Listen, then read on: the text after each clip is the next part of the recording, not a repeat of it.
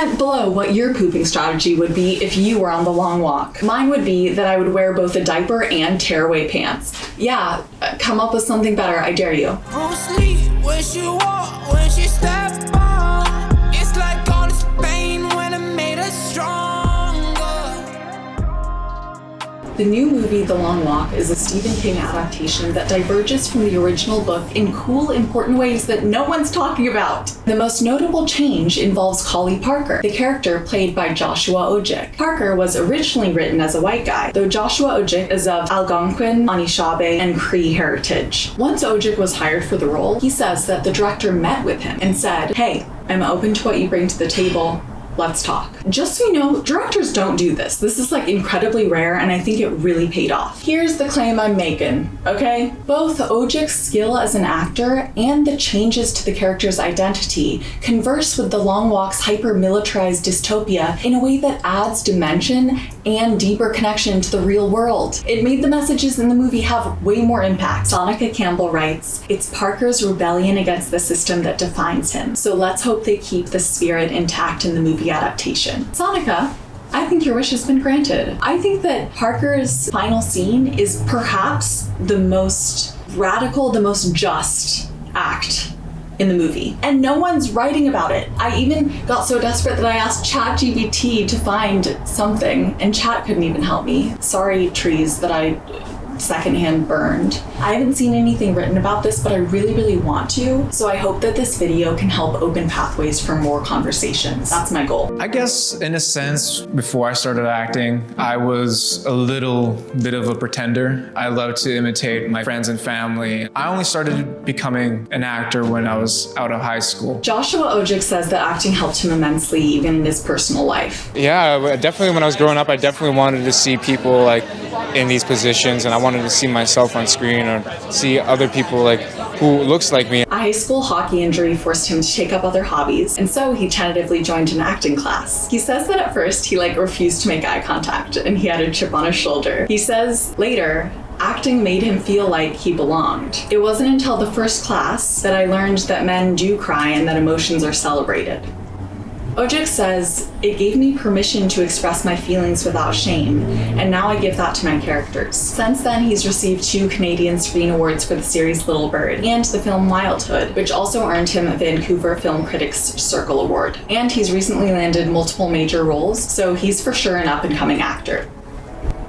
As he should be. And just a heads up, by the way, I'm going to refer to him as Joshua, Josh, and Odjick because that's how he was referred in other media outlets. Odjick's community is really important to him. Joshua still participates at the Maniwaki Native Friendship Center, which provides outreach services to Indigenous people living where he grew up, many of whom are members of the same First Nation as him. Josh's acting coach, Claudia Jurt, says that it's been a privilege to work with him. Joshua works to be real. The truth oozes out of his pores. He will have an actual experience through the character. Josh's IMDb bio, which I think is very good, says, having grown up on a reserve with relatives who are survivors of residential and day schools, Odjick brings an authenticity to his work, capturing the love, vulnerability, and brokenness of his characters. Odjick approaches everything from a place of spirit. He holds a powerful connection with his creator, his guardians, and the land with all the beautiful creatures who inhabit it. Odjick says that being in nature grounds him. Quick disclaimer, not all Indigenous people like nature. This can be a really harmful stereotype, so that's why I'm saying it. Odjick says that he grew up around a lot of animals and he was taught to love them, so that's an important part of his life. Stereotypes that Indigenous people have some sort of special connection with the earth. Gee, man, I do not want to hear this. Can perpetuate colonial ideas that Indigenous people are more savage and less civilized, which has always been the whites' justification for colonizing them and ruling over them. One of my favorite quotes ever is from the legendary Taika Waititi, who's Maori. He says, "What we, Indigenous people, tend to get portrayed as is someone running their hands through the wheat grass and getting their answers from the wind. I've never done that. I don't know any ghosts and I don't talk to trees." On the other hand, some whites love animals. I'm a white and I like cats. Who would have guessed?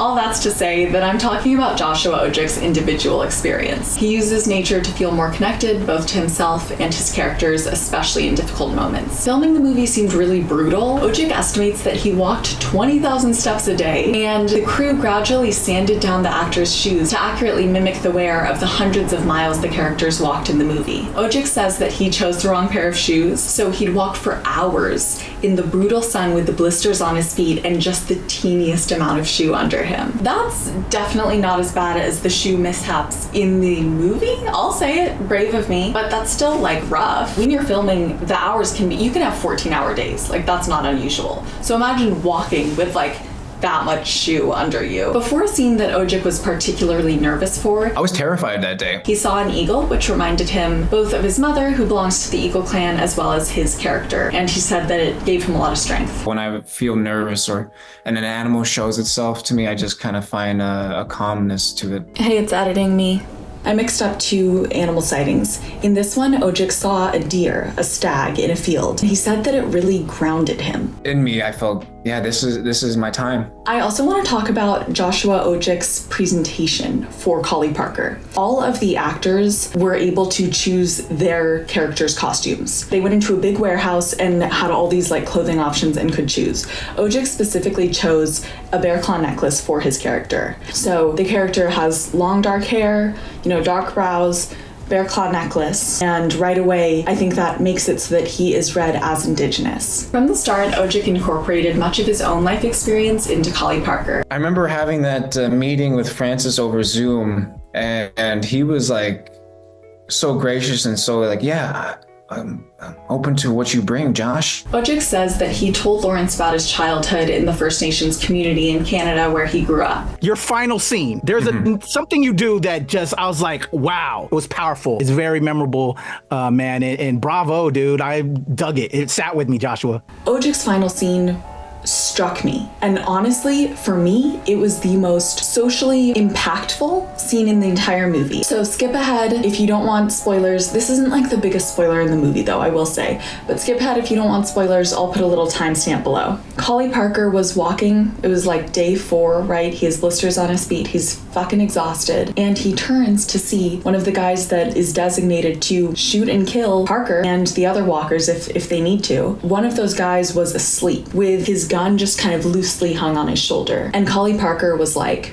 fuck it. And he ran at the guy, grabbed the gun, shot the guy. And in the meantime, other soldiers have noticed and have shot Collie Parker kind of in the gut. So at this point, he's bleeding out. So blood is streaming from his mouth onto his bear claw necklace, like down through his hair, through his shirt. For other kids, the soldiers just let them bleed and slowly die like that. Parker took matters into his own hands and gave himself more agency over his death. First, he sang a song in a language that none of the other boys understood.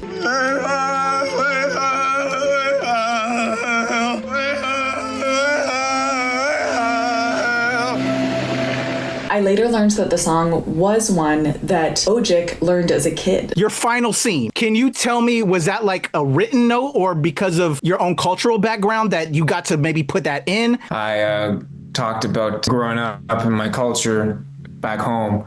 Song around a drum was very important. So there was like some songs that I memorized, and depicting when someone goes, you kind of sing a journey song to make it to the other side. So that's what I did for that scene. So Collie Parker's final scene was largely based on the actor's collaboration with the director, which really shows in his character and in the depth of his final scene. This is particularly impactful for multiple reasons. Parker was the first one to show that you can defy the rules of this oppressive state, of this oppressive game. And he challenged this oppressive structure in various ways. Yes, he took the gun. And then he sang a song to allow for some ceremony, some peace, really, a kind of closure in a really, really violent situation. Parker's song placed Indigenous language and therefore Indigenous culture, because the two are inextricable, into the future, into this science fiction futuristic world. And that culture is used to create a sort of peace, some sort of peace, or something like it, in an extremely violent circumstance. It provides peace, it provides pushback in this hyper-violent, hyper-oppressive situation. Strange said that scene especially was really memorable for him. Your final scene, I loved it. As a person that's very proud of my culture and trying to push people and their cultures forward, I absolutely loved it. It's very memorable. That was the most striking scene to me. That and the poop. I guess that's a spoiler. Poop.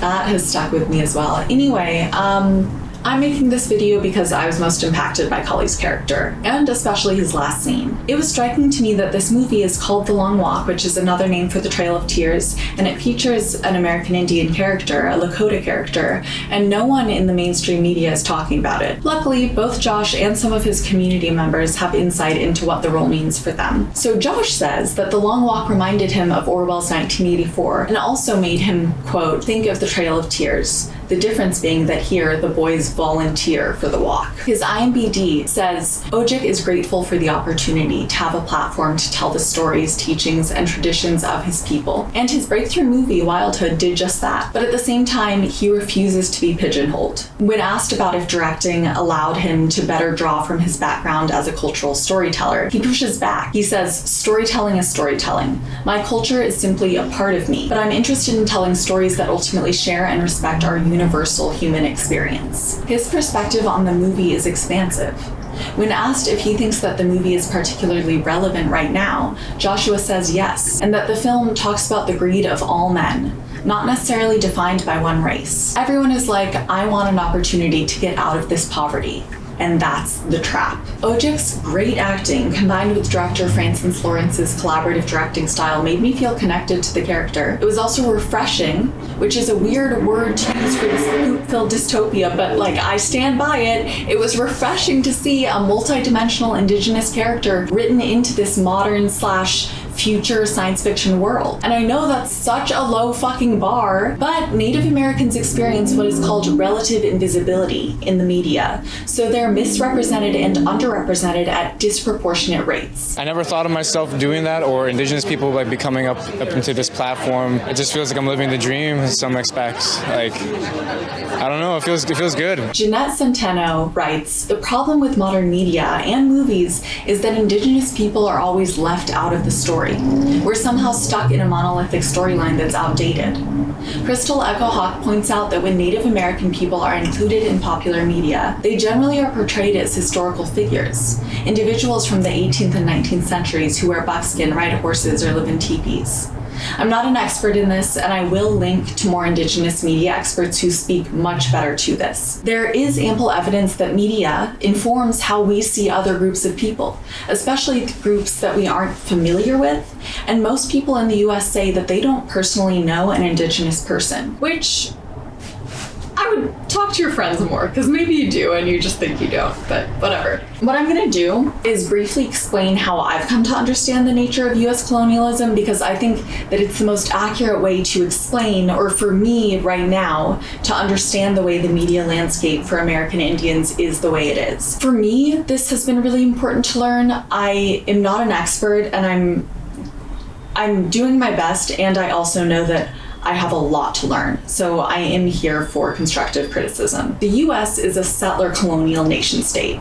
All types of colonialism have the goal of domination and exploitation of foreign lands and peoples for the material gain for the colonizer. There are different ways that this exploitation happens. In India, for example, the British exploited the indigenous population for labor, right? British people themselves didn't really move there in large numbers because land to settle on wasn't the goal. It was exploiting the people's labor. Also, this is all horrifying. Just to be clear, this is very horrifying. Settler colonialism, on the other hand, is when the colonizer comes to stay, as written by Shreya Shah for the Indigenous Foundation. It's different from the other forms of colonization because the colonizer comes with the intention of making a new home on the land. Land, in this case, is both the settler's source of capital and their home. Settlers insist on sovereignty over all things in their new domain. For this to happen, settler colonialism requires genocide. It requires the removal and erasure of the first people of the land. And erasure can look all sorts of ways. It is enacted through practices like creation of reserves, residential schools, enfranchisement and abduction into state custody, as well as practices like the extraction of natural resources through mining, pipelines, and more. The lack of American Indian representation in modern media is a continuation of settler colonial erasure. We rarely see Native American characters, and when we do, it's most often in the past, which implies and teaches us, even subconsciously, that Native American people no longer exist. And just to be clear, that's not true. Native American people are everywhere, Indigenous people are everywhere. On the other hand, positive, nuanced on-screen representation can have the inverse effect as negative representation. Members from the Maniwaki Native Friendship Center talk about the impact of seeing Collie Parker. I never would have thought in a million years that I'd be sitting in a movie theater watching somebody from my community on the screen, said Christina Kamanda, who is the accessibility table co-coordinator for the center. She went to the movie with a group of community youth. I was watching the reactions of our students. They were so excited to see somebody portrayed as an Indigenous youth in a movie role. Research indicates that inaccurate and negative media depictions have been shown to have a harmful impact on Native American high school students' feelings about themselves, their community, and their academic possibilities. However, social representation creates a world of possibilities for Native youth. Commando hopes that Odjick's path can show kids that it's okay to follow their dreams, no matter where they come from. She says, "There's somebody just like you on screen. This is the little res kid that grew up, went to school in the community, left the community, and pursued an acting career, and is finding a lot of success in that." Jeanette Centeno points out that the media shapes how we see ourselves. Grace Dillon, an Indigenous Studies professor at Portland State University, notes, "So often, so many of us are viewed as the last of the race, or the lost race, or the vanishing race. However, Collie Parker's character places Indigenous people, and importantly language, so Indigenous culture, into the future, into this imagined world." And I think that a Lakota character set in the Long Walk's sci-fi world is anti-colonial, at least a little bit. The bar is on the ground. It is depicting an American Indian person, a Lakota person, into the future. Adrienne Marie Brown says, "Our radical imagination is a tool for decolonization, for reclaiming our right to shape our lived reality. Science fiction is simply a way to practice the future together. It is our right and responsibility to create a new world." Selfishly, for more interesting stories, and for me to be a less shitty person, I want stories where underrepresented groups have more of a seat at the table. This kind of media benefits me too. The stories Hollywood chooses to tell and how they choose to tell them often plays a major role in how people understand and empathize with important social issues and diverse communities. And I want stories that help me build empathy and a shared sense of humanity. I don't want stories that make me even more rude. And the people are on my side, according to Reclaiming Native Truth. 78% of audiences are interested in and understand the importance of increasing Native representation in Hollywood. I hope for my videos, my writing, not to perpetuate stereotypes or to increasingly do that less. And I hope to continually grow in my skills around that and my ability to learn and listen. I've been motivated to make this video, even though I'm worried. I've been motivated to make it by a variety of really helpful resources and people, including this Ally Bill of Responsibilities. We acknowledge that settlers are not entitled to live on this land, and as settlers and non-Native people, by which we mean non-Indigenous to this hemisphere, acting in solidarity, it is our responsibility to proactively challenge and dismantle colonialist thought and behavior in the communities we identify ourselves to be a part of. As people within communities that maintain and benefit from colonization, we are intimately positioned to do this work. Also, at the top of the bio is a link to donate to the Maniwaki Native Friendship Center, so check that out. Thank you so much.